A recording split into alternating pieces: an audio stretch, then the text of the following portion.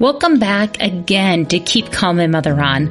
We're continuing this special series for the month of military child. And today, this is important even if you're not military connected. I'm sure that you might need to move your kid and your kid might need special ed services, an IEP or a 504, or you might know someone who has that challenge. So please listen today and learn about Partners in Promise and the tips and the advice and the camaraderie they can offer to military families and the tips you can learn if you're a civilian. Let's keep calm and mother on.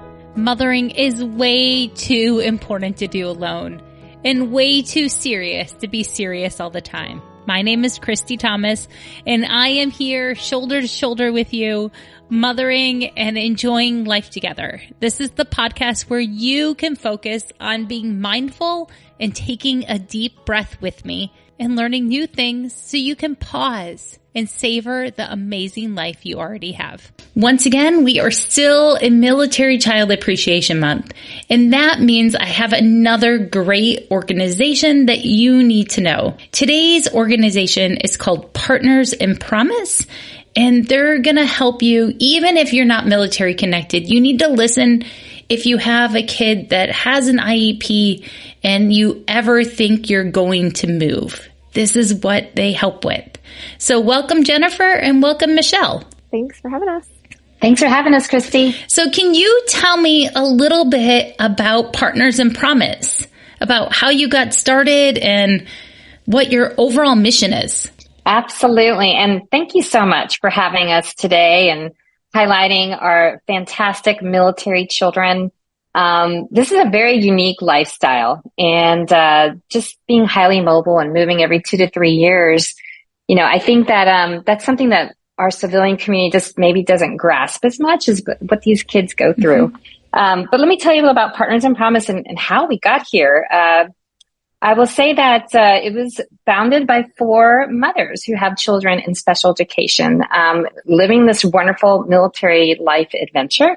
And we all came together because we realized there was similar challenges that we were experiencing as we moved so often, and our children, you know, were receiving supports and services in special education. And sometimes it's not easy when you get up and move, when you're settled in one school district and you're going to a completely different state with the same program that they're supposed to receive in the new school district. And sometimes it doesn't go as smooth as what federal law wants it to be. So we all were having challenges, and we met and realized that there was a lot of similar threads between us. And so one of my daughter, we'll talk a little bit about her, is that she's now a senior in high school, and she was a preemie, and we had some challenges with her education. And, you know, it got to the point where we had to kind of work a little bit with our school district to get the services that she needed. Mm-hmm. And I was able to testify about this in front of the House Services Committee about, you know, our story. And we just realized that we weren't alone, but there were a lot of other military families who had kids with special needs that were also having issues with special education. So what we did was we founded this organization so that we can figure out how to solve these problems. You know, I think I'm an engineer in my previous life, and, you know, I'm big about problem solving. And so we came up with this fantastic organization whose mission is to protect the rights of military children in special education, which is the acronym PROMISE, and our disability communities, so that we can ensure that they receive equal access to an education, just like our civilian counterparts. And so we develop data-informed solutions that equip parents, inform leaders, and enable our military kids to thrive. And of course, we naturally encompass DEI through the people that we serve, our students who are, you know, diverse in their unique needs and their backgrounds. And we just realized that, you know, there are ways to support these families as they move and for their parents to continue to serve. We don't want military service to be a barrier to these kids, you know, getting a high school diploma and doing wonderful things after graduation and becoming those independent, productive members of society. So that's what we're here for, is to help these families navigate this journey and ensure that their kids are set up for success. As a mom who's been on the table of the parent side of the IEP and then the teacher side of the IEP before I had kids, I appreciate all that you're doing to connect people together, because it can feel really lonely and really hard as you're moving from duty station to duty station. Yes, absolutely. I think the one thing we noticed is when we were testifying in 2020 before the world shut down from COVID, there were so many families that showed up that day at Rayburn Building on the Hill. And there was such an incredible response to military families that just wanted to be seen, wanted to be heard. They had to open up an overflow room down the hall from where the actual hearing was, because they just didn't have enough seats for that. And so I think that finally that moment had come, right? You know, that there's so much focus maybe on the medical piece, but not maybe enough of this program to look at what the special education challenges were. So I think once you get that energy of being around others who are passionate to make change, you know, that's really has been the force of momentum for us as we have done, you know, a lot of great things and to help these families in their journey these past couple of years. So I agree 100%. It can be a very lonely life, but once you're, you know, in a team with other fantastic spouses who have that same goal in mind, it really makes this job worth it for us. So who are your military kids? Because you have military kids. Who are they, and what is your favorite thing about them? Oh, my goodness. So like I mentioned, my daughter, I'm so very proud of her. She is 19. She's a senior this year, graduating with a high school diploma. I could not be, yay. I'm just, you know, I'm sure there's gonna be quite a few tears that day, in June. It's coming up before you know it. And, but she was, like I mentioned before, born very early, in this world at 27 weeks and, spent the first 8 months of her life in a hospital. And, you know, at first she was like the NICU, like superwoman, and she was, you know, meeting all of these fantastic, you know, I guess benchmarks, but, things kind of took a turn for the worse, you know, where she had a brain bleed in her first week of life. And that has resulted in many, many disabilities. But they don't define her. She is a fighter. I love that she has learned how to be her own advocate. You know, she does it really well. She stands up for others at school. And of course she was learned this out of a necessity, but she clearly articulates what she needs at all times. So I'm just super proud, and I'm looking forward to see what she does in the future after she graduates. Everything's still on the table, you know, community college or go to, you know, vocational education. We don't know. It could be just, you know, she may want to go work for a while. I just told her, hey, you cannot stay home and play Nintendo on the couch. So that is like the one thing. So she's lived this life, you know, for 19 years of military life. And then my son, he's great. He's, you know, 13. He's super confident, and I'm just seeing him blossom right before my eyes. I just love everything that he's involved with. And, he has a really strong moral compass. I think that's the one thing I'll talk about him. He's kind of like watches things as an introvert, and sees where other people need support. If someone's being bullied, he makes sure someone knows. And so he's kind of like the guy who cares about what's going to happen to this world. You know, he will come to me and talk about plastic in the oceans, the air, climate change, you name it. So I see him as one of those people who's going to make change in this world. And I love that. So those are my two kids. Awesome. What about you, Jen? Because you have a couple kids too. I do. Well, it's actually kind of related to, you know, I know we're about to ask another question. Yeah. You know, I am not one of those 4 founders of Partners in Promise, just to clarify. Okay. I actually met Michelle, and I'll get to the kids at the end, but this is, I think, really important. Please. Kind of part of this story. I met Michelle in my role as a military family reporter. I was interviewing her about her testimony, and the other amazing accomplishments that she had up to that point. And that was I think we started talking in 2019 or early 2020. I have 3 kids. None of them at that time had any connection to special education. But being a military spouse myself, I was just struck by the things that had happened to me and how hard they were. And then I thought of this additional layer. You know, what Michelle didn't say is that her daughter has been sued by school districts. You know, going to court with your child, having to talk about their differences, of any differences. Kids don't want to talk about those. She had to do that and be this tough advocate for herself. And it was just something about that experience really just stood out to me. And it was something that I think it took a little while, a few conversations. Maybe Michelle remembers how many, but I was like, I would like to help. This was something I just couldn't stand by as an outsider and just watch that happen to people. Like, that was upsetting to me, really upsetting. And it's something that as allies, people who may not initially have a connection to special education or the exceptional family member program, think about what you go through, and then knowing what your neighbor might be going through. Everyone has a different experience within the military community, but we all need each other. And so that was something that called me to help volunteer my time with Partners in Promise. But come fast forward, and we'll talk about my kids. I have 3 kids. My oldest is 10. And during the pandemic, we moved in the middle of her kindergarten year, which is, we know in the military, you don't always get a choice. Never. I never do you not get a recommend choice. that. I don't recommend moving in the middle of kindergarten.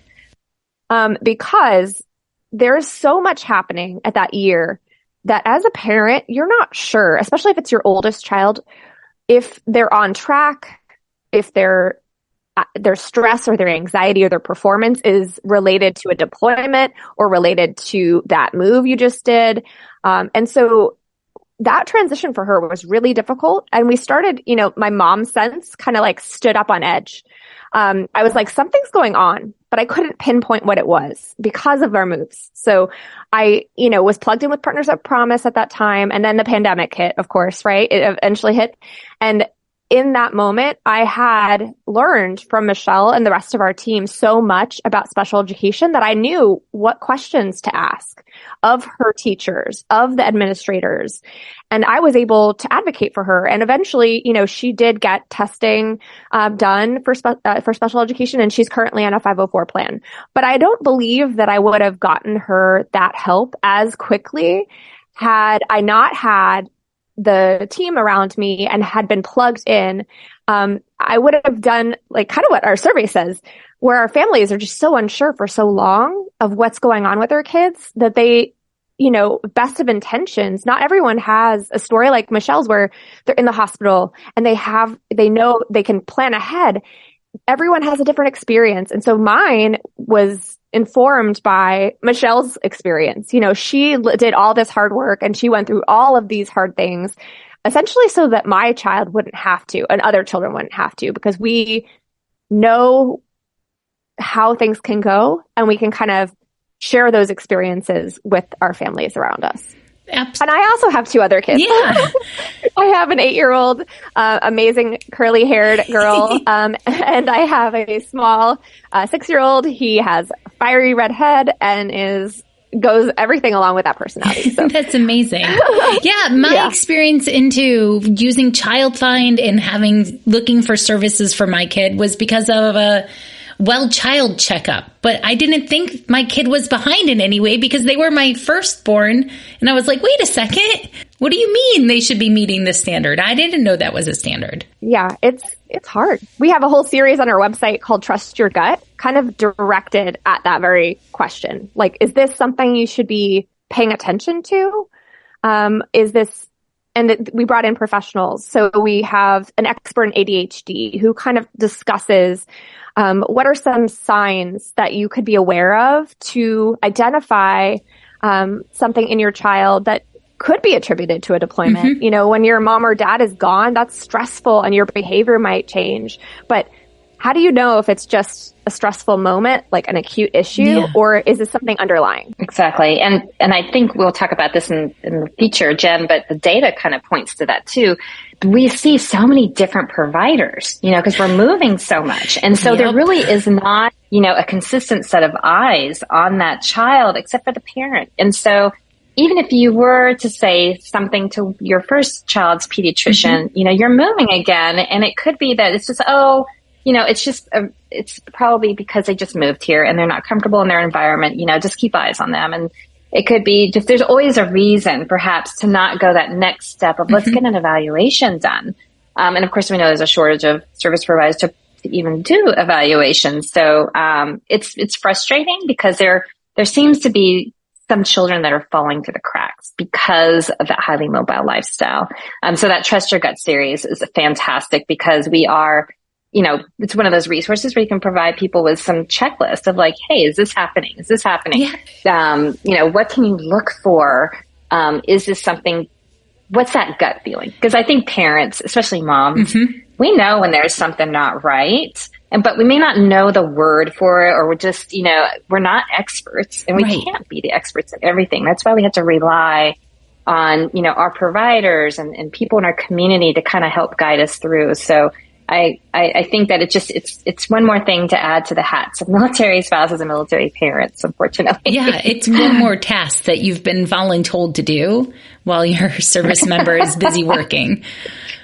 Exactly. Voluntold. Oh my goodness. Definitely one of those words that we hear often in the military. Absolutely. So why is it so hard to move a kid? If once you get that IEP in place or a 504 plan, why is it so hard to move that kid? So, I mean, I know Michelle can speak to the lived experience of what that feels like for families. But as far as our data, we have surveyed for 3 years, trying to understand the various points of complication. The first year we looked at families who might pursue recourse. So if things aren't going well in a district, are they filing legal complaints, formal or informal? And then last year we looked at what happens during transitions. And that I'll touch on for 1 second is that as our families are learning to trust themselves, they're getting those evaluations, they're trying to help their children as best they can, they're becoming experts in a medical condition, they're becoming experts in legal terms. On average, we found that from the start of that moment of, is this something I need to be worried about, to actually receiving special education services was approximately a 23-month period for the average family. So there's a long wait that our families, are experiencing on the front end. That's the initial diagnosis. Right. And then after each military move, last year our families reported waiting 5.75 months to receive services after a PCS move. So, kind of what happens there relates actually to this year's findings. So this year we looked at outcomes. How are our military students performing once they are settled, right? So we looked at getting settled, and now we're looking at what happens when they're settled. So, there's delay, and a lot of times that's because they're establishing a new dynamic. They're getting to that IEP table, which is, for those who don't know, Individualized Education Program. And this is just the vehicle by which our families, or our children rather, receive special education. They set up goals for the year that are appropriate for their specific circumstance. And so that is something the parent is part of that. The educators are part of that. But our families are reporting that there's not a lot of there's agreement, but it's not universal. They might move to one location where that school is so supportive, really great. They're advocates. They know what it's like to be a military family, and they're helpful. But then they move to another location and they feel kind of like, oh my goodness, that IEP has some other child's name on it. This doesn't seem individualized. So this is what we're hearing from families. And so what does that feel like? It causes a lot of stress. Our families are reporting, preposterous levels of stress caused by special education, and other things. So, for example, we talked about the stress levels on family members, and most, I would say, in the 80 percentile, reported a negative impact, and it's about 78.1%, saying that they had a negative impact. They also had a negative impact based on their experiences with exceptional family member programs. I believe both of those. They're not having a great experience. So they feel like what Michelle was saying before. That's why they all came to the testimony in Congress. they care about service. Just because they're stressed doesn't mean they want to leave military service. In fact, our findings say that they don't. They're not looking to leave. They need the consistent income and the benefits provided by TRICARE, even if they're not thrilled by them at all times. They want to serve. So we're taking this data and trying to come up with ideas and recommendations and resources that help them stay in service, because that's the goal, right? Is to help them thrive. Yeah. It's really hard to bring an IEP from a different town to a new town and know that just the demographics of where you're moving are so different that your kid isn't going to be seen or valued. At least they can feel that way as the parent. Absolutely. And it's interesting because, we moved from within the state. It wasn't even from state to state, just from a county to a county. And the way that the supports and services were delivered in one district was vastly different from the other. But as Jen said, there are laws in place, the Individuals with Disabilities Education Act, the IDEA, that basically, informs families what their rights are. It also directs the school districts that you need to provide comparable services. But what does comparable services look like when you transfer in could be, again, very, very, very different. And so it does become a source of sometimes disagreement, at that IEP table. That brings on the stress. You're already in a military lifestyle that's stressful and as it is. And so it just compounds each and every time. Even when you get settled, we found that, if it takes 5.75 months to get your services when you first arrive, that's 25% of your time that you're in a tour there. And then you're moving again. So this whole thing just goes on, and it compounds for these students and for the families. But they want to serve. And I think that is just that silver lining from the data that we found this year is how can we best support them so that they can continue to serve. And so it's just, again, the awareness of what these families are going through, ensuring that there are protections out there. Are they utilizing it? And of course, are they informed? I think that's another data point we talk a lot about. When you're informed, you have positive educational outcomes. And so how can we help inform our families?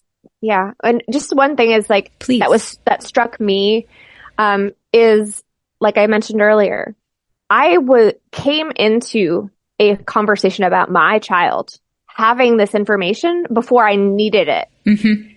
Our families often are not that equipped ahead of time. And therefore, not only are they're learning it all from scratch. Right. And so that's why what she's saying, being informed, it's not that we're trying to say you're not doing a great job as a parent. It is required of this system. So other things you don't have to be advocates for as much. You can kind of roll up to something and learn as you go.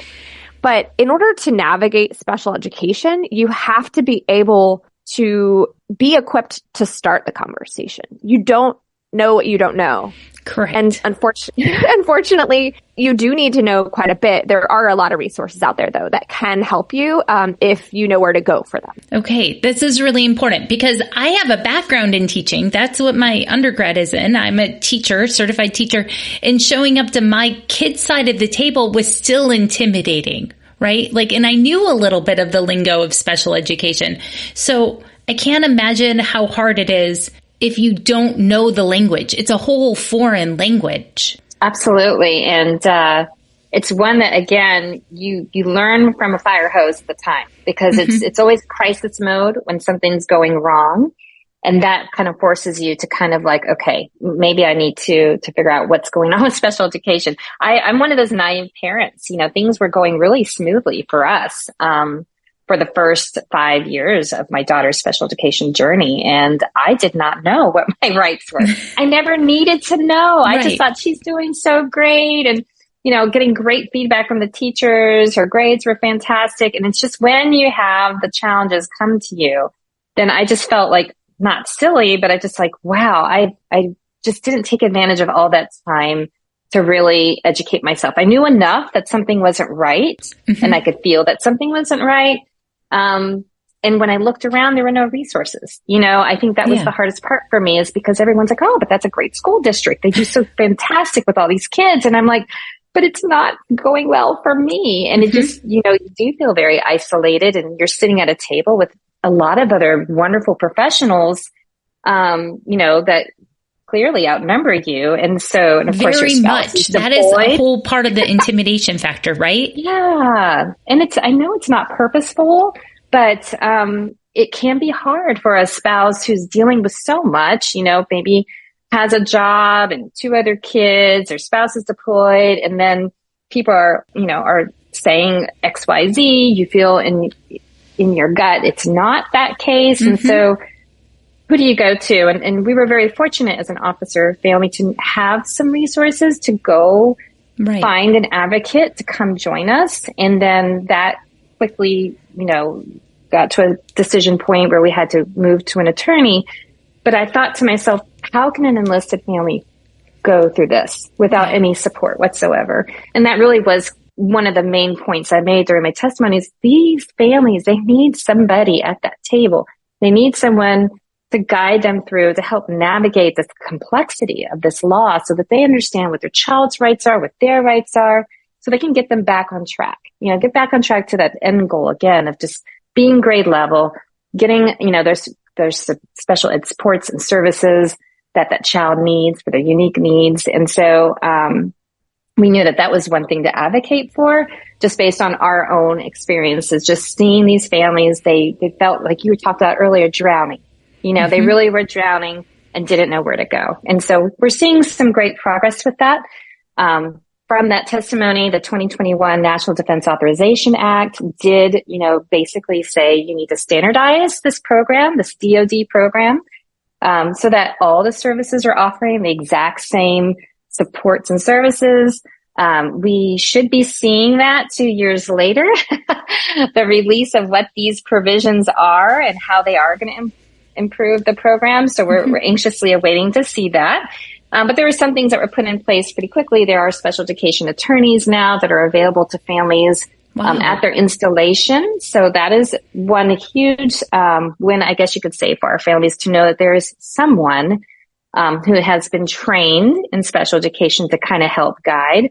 Now, I will say from feedback from our families, that can vary by base, it can vary by service branch, but it is a step in the right direction. Some service branches offer advocates, civilian advocates that can also help guide these families. And so, again, it's just how do we get this to be available to every single military family across all the service branches? And we hope that this plan will improve the program to where those supports will be there for them. So knock on wood, hoping to see that this spring, and we'll be able to talk more about that later.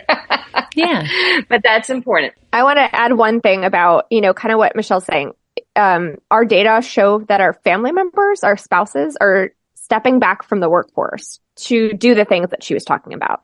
So, we know that military spouse unemployment is very high, around 21%. But in our survey, last year, I think it was about 46% said that they were out of the workforce. And then this year was 52% were out of the workforce. And the number one reason they cited for being out of the workforce was educational caregiving, followed by medical caregiving. So we know that our families are in need of assistance. And right now they're doing it themselves. And, as they probably want to be there and supporting their child, but we do need to find ways to help support those caregivers and recognize the impact of educational caregiving. Yeah, that's a new phrase to me. How would you qualify educational caregiving? Well, I mean, as far as how we phrased it in our survey is the amount of time our family members spent caring for educational needs, attending IEP meetings, going and carting them around to providers, specialty providers. So if they have, speech. So we know a lot of our families are providing extra supports and services for their children if they're not able to get them from the school district. So they'll spend a lot of time taking them to those appointments. And that's how we defined it in our survey questions. And then we also did ask this year, and all this is available in our full report, which I'm sure we'll link to. We asked the amount of time our families were spending caregiving, and the most common response was about 1 to 5 hours per week, for the average, and the higher of that number going towards like the elementary school, because that's like when people are still learning this process. Totally makes sense. Younger ages. Yeah. So how does Partners in Promise stand in the gap for families who feel alone? Well, I think we kind of look at it from two different ways. The top level solutions. How can we affect change that's going to affect everybody from the top? Because we know that trickles down, and eventually, because it would be easy for us, obviously, to help advocate for one family here and one family there, but really we know it needs to happen at the very top level so that laws can be changed, programs can be changed to recognize these challenges that we are pointing to from our survey data. We should even back up, Jen, and say there really wasn't any data at all on this population.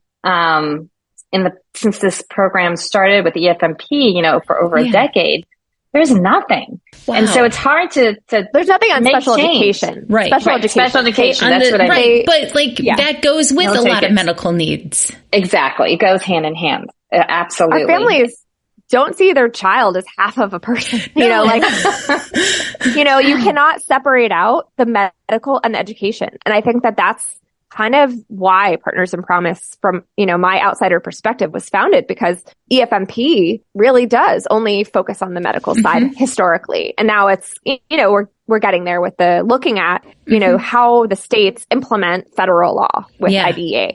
But that's a messy, messy, tangled web. Yeah. Very, very tangled, but she's right. It's always, the focus has always been on the medical side, but because of her research team and the work that they've done, we've been able to form great partnerships, with the United States Department of Education, Office of Special Education Program, joining forces, with incredible military service organizations, to be able to share this data. And so we've seen some change. We've seen, just recently, the administration has a new budget that includes $20 million for military children special education. It's one of the few very specific populations that they actually spotlight in the budget. That's awesome. And I feel like a lot of it is because we're bringing awareness to these challenges. The Office of Special Needs Programming within the Department of Education, they came out with guidance for states who have special education coordinators and say, hey, here's some issues that we're seeing with violations of IDEA and their timelines. This is things you need to consider when a military or highly mobile student comes to your district. And so these are like guidances and proposals and changes are all because the data is finally there to support it. And so that's the top level. But we also noted, being informed, because we need to be informed. How can we assist and support with that? Our website, is something, in fact, we're getting that to be updated very shortly in the next month to make it more customer friendly, I guess you can say. Yeah. But there you'll find the Trust Your Gut series. You'll find checklists. You'll find what, is this federal law, about, and how it's done by category. Tell me what you may need to know about the certain diagnoses. What are some things you need to know for your first IEP meeting? Everything, no matter where you are in your journey, first getting a diagnosis, maybe you're midway and you're doing some transitions from one base to another, to one school district to another, or it could be that your child's getting ready to exit high school, or at the age of 21, you can stay in a school district through IDEA. And then leave after age 21, what are the options for these kids? What can they do for employment or education, vocational schooling, whatnot. So we are definitely walking them through and giving them the support they need through that. We also have an IEP and EFMP binder that we're creating that's going to be released in the next month. And it's going to be very customized to our military experience, because there are a ton of IEP binders out there. That you can download in the world, but not specific to military. We're just a unique population. And so we're so excited to get our special education experts to have, provided content and checklists and tabs where they can keep all of their documents in one location, so that when they go to that IEP table, they'll have everything they need to advocate for their child. So these are some of the things. We did a podcast. I mean, Jen, I know you can talk more and more about all these resources, but we want people to know that if they come to Partners in Promise, we can navigate and help them get to what they need. And again, some of these can be offered on base through the EFMP program. Some of them can be offered through our website or our binder. But it's a matter of telling them where this information is and how to guide them through some of the sticky challenges that they might come through as a special ed family. Yeah, because it can feel like a tsunami at the beginning as you're starting to pull it all, right? Like it's like one more thing after another as you're looking for the diagnosis or getting the diagnosis and trying to figure out what accommodations could actually be presented. Each special education student, IEP and 504, requires something completely different. Yes, it's unique to that child. And that's what's most important there is that some parents have reported frustration when they get to a new school district. They're about to, rewrite the IEP because it has to be under the, header of that new school district, and they're receiving it and they find that someone else's name is copied and pasted throughout the IEP. Like literally the wrong name? Literally the wrong. It has happened to me 3 times. And so it's because maybe some of the diagnoses were the same as this other person. Of course, I'm thinking, oh my gosh, PERSEC, opposite, all these things. I just know everything about this child and it's not my own child. So who has my kid's information? That's what I'm thinking in the back of my head. But, it's just, that's the thing. It's very unique to that child. And that's why these programs are so important to get right. Yeah. And the kid changes, right? Like we've had kids outgrow the need for speech services, or we've gotten a diagnosis later on that required extra timing for things. Or when I was a kid, I had a 504 plan, or my mom looked into it because I have ulcerative colitis. And so that would have been a whole different ball of wax in terms of ways to get help. No one wants to use the bathroom when you have a bowel disorder. Exactly. And that's so important to ensure that those are brought up at the table with the right people and to know what you can ask for. And that's hopeful. We hope that we can help that with our binder. Excellent. Well, a mobile lifestyle with a kid with special education concerns is a really great challenge. Is there anything else that you want people to know about Partners in Promise and how you can help? As Jen said, it is hard for people who don't have a child in special education to understand why is this organization even exist? We have federal laws, we have district schools. I want to say to our parents, though, that, investing in our children is totally worth it. And because I know that a lot of times our parents are exhausted, but we all have those goals and dreams for our kids, and they can be attained. I have seen this fight for my daughter come full circle. She's getting ready to graduate. The sky is the limit. And it may seem like an uphill battle for our parents. I just want to say, don't give up, because you are your child's best advocate. And every single moment that you invest in their education is going to pay off dividends for their future. So I think that parents need to know, if you don't have someone to come with you, find that support system, find that tribe that they can come and be beside you and lift you up. Because I know there are going to be times where, again, you're going to feel like you're in a hole and you're drowning. But, find people like us who have that same passion to want to make change. And so that is what I would want to say is, don't give up. You are the one who's going to be the most impactful person in that child's life and their education. Mine is a little bit similar, but a little different. Yeah, go for it. I kind of bring also some of my reporting into this. And the thing that I have found about this community is, of course, the service members are trained to follow orders. Yep. They're trained to respect authority. I think when we're young, we learn about the amazing doctors and teachers and our leaders. They are people we look up to, and they are experts. And they often are. That's not to undermine their expertise. Right. But I think we want to trust the expert, and that they always have our best interests in mind. And it's not that they don't have our best interest in mind, it's they have competing interests. And so your child is number one for you. Your child is on their list. They wouldn't be educators if they didn't want to be educators. They are there because they care about your kids, but they also have a lot of other kids to take care of too. They have, we know that IDEA is not fully funded. There's hard budget issues out there. These are the realities of the circumstance. But special education is designed for parents to be their child's advocates, even if they feel ill-equipped to do that. That is how the system is built. It's built for you to be a squeaky wheel.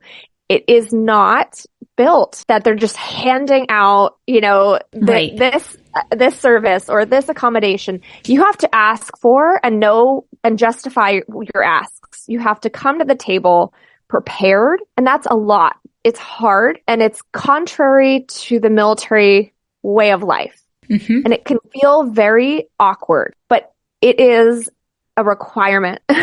You have to be okay with being awkward to be advocating. Mm-hmm. And you can reach out and ask for help to do that. It doesn't have to be your personality to be aggressive. You don't need to do that, but you do need to be able to be willing to feel a little bit awkward when you're learning this process, because it doesn't feel right for many of our families as they report. It feels awkward. It's hard. It is. It's uncomfortable. Mm-hmm. It is very uncomfortable. I think some of us you just want to be liked by everybody. I want to hear how great my kid's doing, but then you're like, no, they're not doing that well. And so, it is uncomfortable. But once you kind of practice that a little bit, it does get easier as time goes on. And the beautiful thing about it is that your children see it and they do the same. And I just love it. Again, I talked about my daughter and how she advocates for herself at school. And she's so very proud of what we're doing as an organization, and she doesn't want us to stop. So I think that we are providing those role models for our kids so that they know that they can step up and, talk about things like ADA in the workplace. That's something she was talking about the other day of what would happen if I'm working somewhere and there's an emergency, how I'm going to get out of this building. And so it's just, these are the things that will set them up for success. And so we are the best role models for that. And it starts, with that advocating, and being uncomfortable. Exactly. Yeah. And remembering that it is a squeaky wheel system. You have to keep making noise to be seen. Absolutely. Absolutely. I know it's hard. It's hard as a military family. It is. And I'm super nerdy because the thing about that is that they might feel like a squeaky wheel, but our data show that they're not. Okay, they're good. Not squeaky wheels. They're not. They are having a hard time because navigating special education and the military lifestyles together is very hard. It is hard because of the way that these two systems are set up, and they're not set up to complement one another. They're not squeaky wheels. In many cases, they're whistleblowers. They're trying to raise their hands and say, this isn't working for our family. We need help. And that's why Partners in Promise exists. And that's why all the work that we see and the changes coming out of DoD, they are hearing our families, and we're excited to see how things will go. But it might not feel immediately great. It's going to take some time to navigate some of these systems. Yeah. And we just ask our families to plug in with us and keep getting our updates, because it is happening and change is coming, and it's slow to come for sometimes, but you can get the immediate help you need by just educating yourself, using the resources, the IEP binder, and then the program of change. Hopefully that will come soon. That's excellent.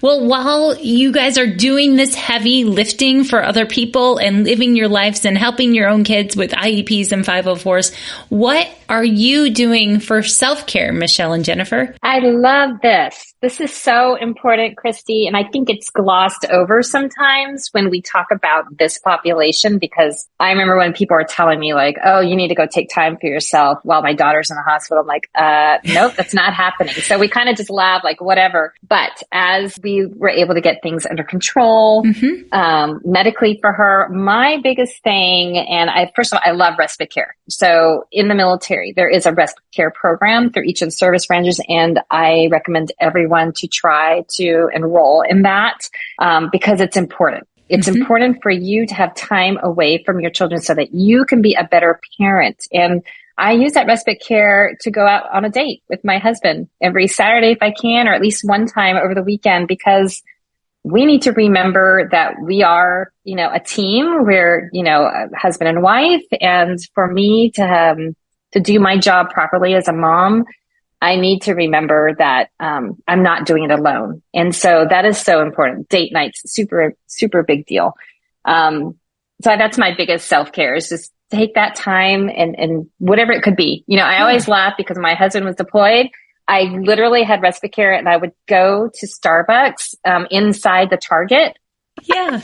And this is 7 or 8 p.m. by myself, stretchy pants, very relaxed, no makeup on. And I would just walk the aisles. And I'm like, I don't even care what I do for the next hour and a half, but I'm not at home. And it's just like, I'm sure people are laughing at me, but that was my self-care, just getting away and just like trying to decompress with my coffee. It was great. That's super important. When early on in my husband's deployment, we had just preschoolers, right? And my preschool self-care, just for being a normal mom without any medical needs, was going to Sharper Image and walking through stores with breakable things. That's amazing. Oh my gosh, that's funny. Are they still around? I don't think they are. But like that was, my father-in-law's like, what do you do when you go out by yourself? I was like, I walk through stores I couldn't walk through with my kids. It's great. It's great. And you don't have to buy anything. It's fantastic. It's just nice to feel human again. Absolutely. What do you do for self-care, Jennifer? Oh, goodness. Well, I don't know. A combination of things. I go running. I don't know that I ever fully do something that's like 100% self-care, if that makes any sense. I don't know if you've ever heard of the term habit stacking, but I am a habit stacker. So for me, I'll listen to podcasts while I'm running, or I will, I have reading goals that I set for myself because as a writer, that's like exercise. And so I read, I force myself to read, and I love the library for that because it puts a timeline when I have to bring the books back. But you know, as far as like the things that have helped me get through this military life and my family as well, is I kind of had to let go of like comparing with my husband of the time I had free versus the time he had free.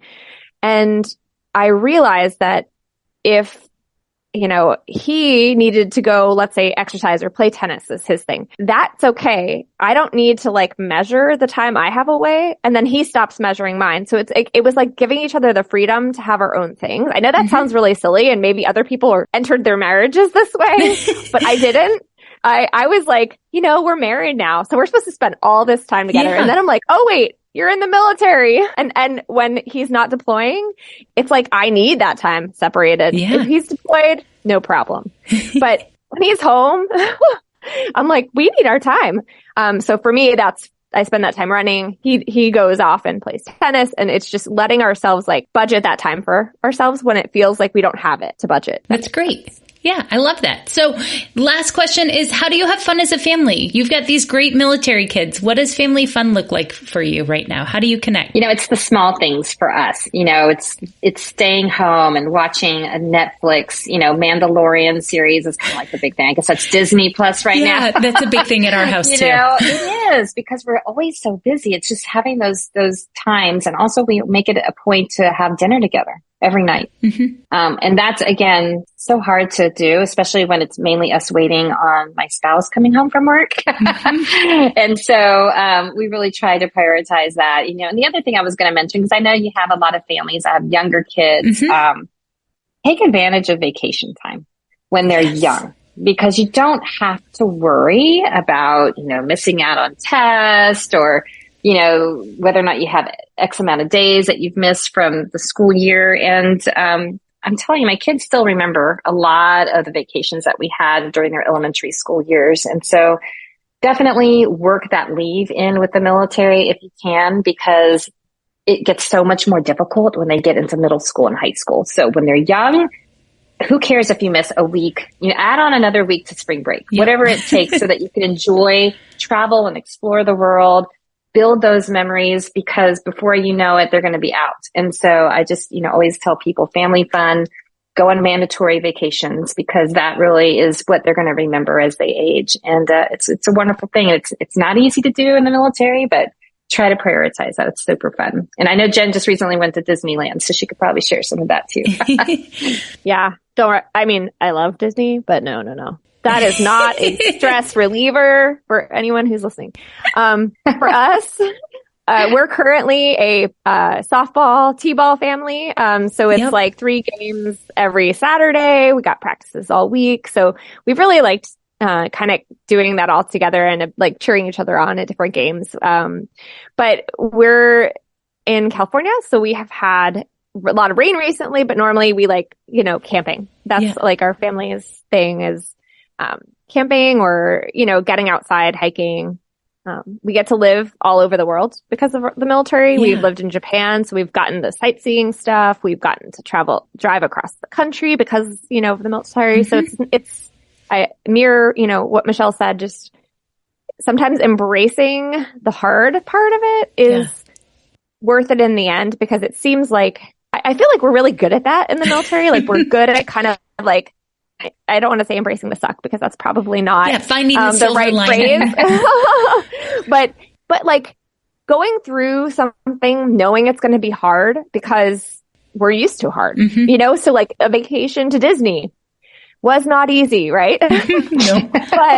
But like we're equipped. We know how to prepare for things. We know how to prepare for worst case scenarios pretty well. Yeah. And so when we have something that's less than a worst case scenario, it's a lot of fun. And I think that it's good, and might as well just embrace it, right? That is so true.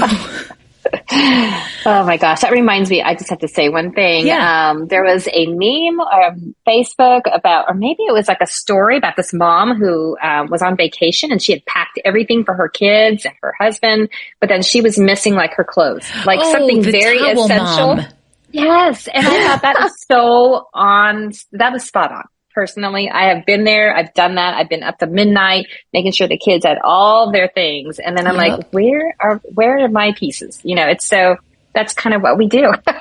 Good thing is that you can usually try to find a place to get it if you need to. But, those are fun moments with the family, right? That's what she's going to remember years from now. Absolutely. And my daughter's actually the over-prepared one now. So when I don't have a Band-Aid, she does. I'm like, I could retire now. Perfect. Score. Waiting parent well. Love it. And so people should check out partnersinpromise.org. That's your website, right? For all the resources. It will be linked in the show notes too. It's thepromiseact.org. Oh, okay. Yep. So your email is different than your website name. It is. So the Promise Act was something that the founders worked on before founding Partners in Promise, and it is essentially kind of the groundwork of the work that we do. Gotcha. But yes, it's Partners in Promise. Okay, There we go. We'll make sure. Thank you. So go check out promiseact.org. Yeah. Well, thank you so much. I am so glad you're here on Earth right now at the same time as me. And you guys have always been exactly the right mom for your kids. And thank you for standing in the gap for so many families. Thank you so much, Christy, for having us today. This has been so much fun. And we're just looking forward to continuing this great partnership, and hope that we can help as many families as we can. So thanks for this outlet. Thank you. I'm so thankful for the podcast and the opportunity to have a platform where I can share with you the resources I've spent hundreds of hours collecting over the last 16 years. Please don't forget to check out www.christythomascoaching.com/military. Save it, bookmark it, share it with people you know. I am sure that you have a military connected child somewhere within, a couple degrees of separation than you. I know that military service is not the most common thing in the United States, but it is still an important part of our country. Thank you for being you. You have always been exactly the right mom for your kids. I'm so glad you're here and that we can build a community together, enjoying this pretty awesome life we have. Now, I hope you just go have a good enough day.